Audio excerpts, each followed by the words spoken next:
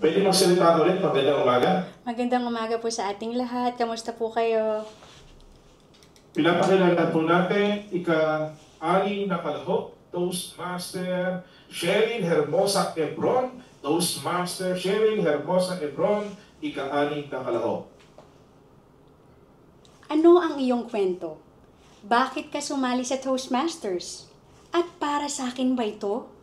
Yan ang tanong na ipinukol sa atin ni TM Angelo ngayong umaga sa kanyang talumpating may titulong Samot-Sari. At sa bawat tanong, dinala mo ako, TM Angelo, sa isang paglalakbay na puno ng damdamin at pagninilay.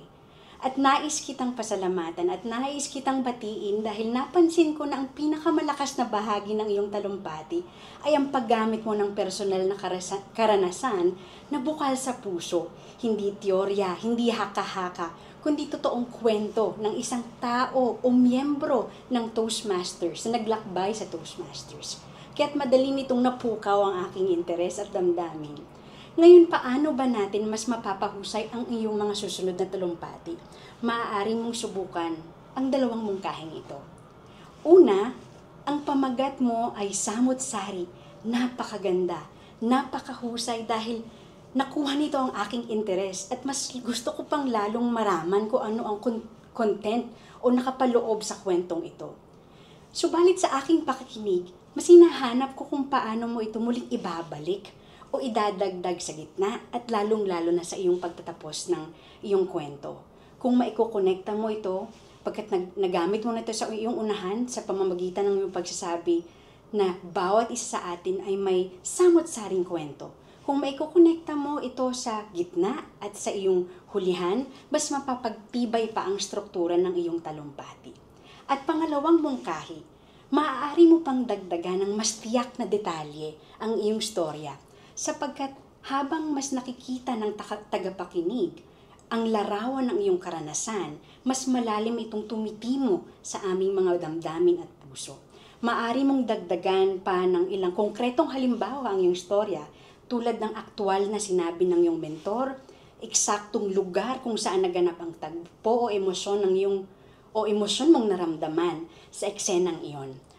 Pagkat ang detalye ang nagbibigay buhay sa mensahe, mas naaantig ang damdamin ng mga tagapakinig sa mga salitang makikita at mararamdaman kaysa sa mga pangkalahatang pahayag.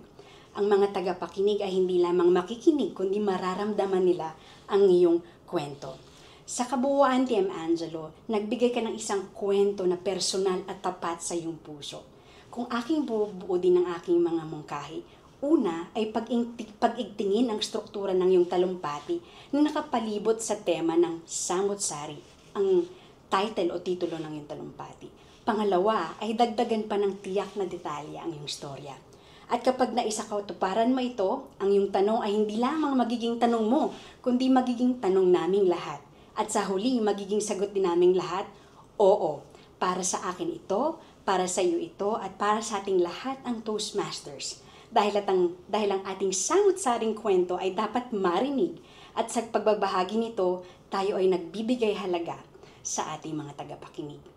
Mabuhay ka at magpatuloy ka, TM Angelo. Back to you, Contest Chair. Maraming salamat sa minuto ng katahimikan. Tinatawagan na po natin ang ating puling kalahok.